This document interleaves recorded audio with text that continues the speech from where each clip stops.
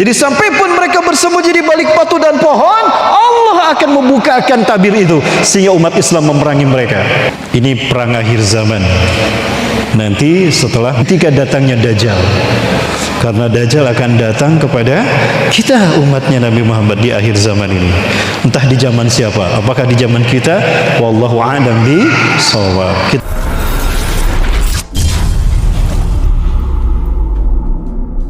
Kita bahas malam ini. Mau jamaah? Ingatlah ketika Allah berfirman kepada Isa bin Maryam, "Hai Isa, sesungguhnya aku akan mewafatkan engkau." Diwafatkan dulu Nabi Isa. "Wa rafi'uka ilayya," engkau akan aku angkat ke sisiku. "Wa mutahhiruka minal ladzina kafaru," dan aku akan membersihkan namamu dari orang-orang kafir. Allah akan membersihkan nama Nabi Isa alaihissalam. Kenapa? Karena banyak orang yang terkena fitnah kalau Nabi Isa itu Tuhan, padahal Nabi Isa bukan Tuhan. Namanya dicemarkan oleh Dajjal. Akan Allah buktikan Dajjal itu menebar fitnah tentang Nabi Isa. Makanya Nabi Isa belum selesai tugasnya. Dan Rasulullah bersabda, "Kullu syai'in yudadu fil ardi fasayamutu wa yurji'u ilal ard." Segala sesuatu yang dilahirkan di bumi akan dikembalikan ke bumi. Nabi Isa lahirnya di bumi, maka akan kembali ke bumi, bukan langsung ke langit. Nabi Isa diwafatkan Allah, diangkat ke sisinya dan akan dibersihkan namanya. Ustaz, betul berarti Nabi Isa sudah wafat? Iya, itu kata Allah. Kalau begitu sudah mati? Belum. Wafat itu mustarakah, bisa berarti mati, bisa berarti tidur. Wafat itu mustarakah, satu kata banyak arti, bisa berarti tidur. Nabi Isa ditidurkan Allah di sisinya. Berarti sekarang Nabi Isa di mana? Di sisi Allah, bukan di langit ketujuh. Di sisi Allah, sedang tidur.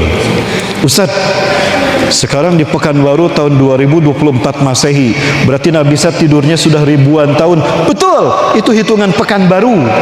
Hitungan Allah beda. Satu hari di sisi Allah beda dengan di bumi. Betul? Kana miqdaru yaumi ka'alfa sanatin mimma ta'uddun. Adalah satu hari di sisi Allah 1000 tahun yang kalian hitung di muka bumi.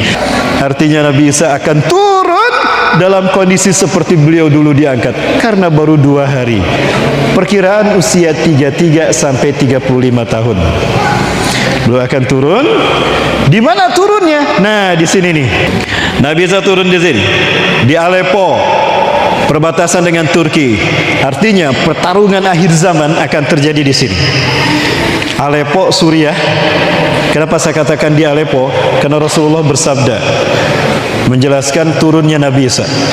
Saat itu umat Islam sedang sholat subuh. Wa qad uqimatis shalah, dan sungguh sholat sudah dikumandangkan, sudah dikomatkan. Allahu akbar, Allahu akbar, asyhadu an la ilaha illallah. Qomat sudah dikumandangkan. Wa imamukum minkum, dan imamnya dari kalangan kalian, Imam Mahdi Muhammad bin Abdullah, cucu cicit Rasulullah SAW. Cucu Rasulullah, namanya Muhammad bin Abdullah. Wa yusufu sufufakum, dan dia meluruskan saf salat kalian. Luruskan, rapatkan. Sudah lurus, sudah rapat, beliau masih menghadap ke jamaah. Para makmumnya kesel. Kok imam kita tidak takbir, masih melihat ke kita? Kita sudah rapi, kita sudah lurus semuanya. Yang belakang juga sama. Kok imam belum takbir? Imam masih menghadap ke makmum sambil tersenyum. Kenapa?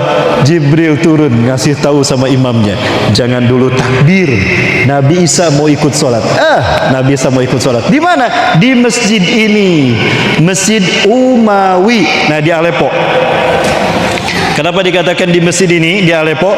Karena cuma masjid ini yang punya menara putih di Damaskus. Di Aleppo, di Suriah.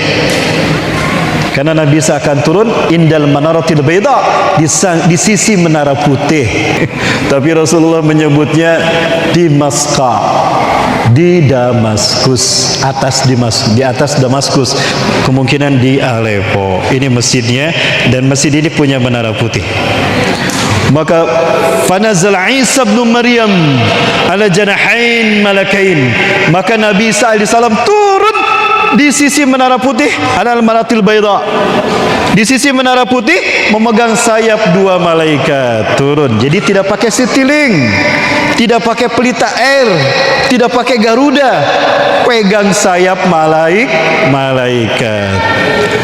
Begitu turun Nabi Isa alaihissalam di sini, Imam Mahdi mengatakan, marhaban ya Nabi Allah, marhaban ya Rasulullah Isa bin Maryam, ta'al salli lana. Kebayang tidak Bapak Ibu, jika itu terjadi dalam waktu dekat dan kita masih hidup, Allahu Akbar, kita akan bertemu dengan Nabi Isa alaihissalam. Allahu Akbar. Karena ini adalah tahun kebangkitan Islam jamaah. Semuanya bergema dan menangis. Nabi Isa turun lagi, tidak bertemu dengan Rasulullah, Nabi dan Rasul kita, tapi bertemu dengan Nabi Ulul Azmi, Nabi mulia, Nabi Isa alaihissalam. Tahu Nabi Rasulullah, mari Nabi Allah, imami kami salat. Imam Mahdi mundur. Apakah Nabi Isa menjadi imam salat? Tidak. Nabi Isa mendorong Imam Mahdi. Taqaddam hadhihi uqimat lak, inna ba'dakum li ba'din umara tukramatullah hadhihi ummah. Tidak, kamu ke depan. Sesungguhnya sebagian kalian adalah pemimpin bagi sebagian yang kemuliaan yang Allah berikan pada umat ini. Allahu Akbar. Imam Mahdi menjadi imam solat, Nabi Isa solat di belakangnya. Allahu Akbar.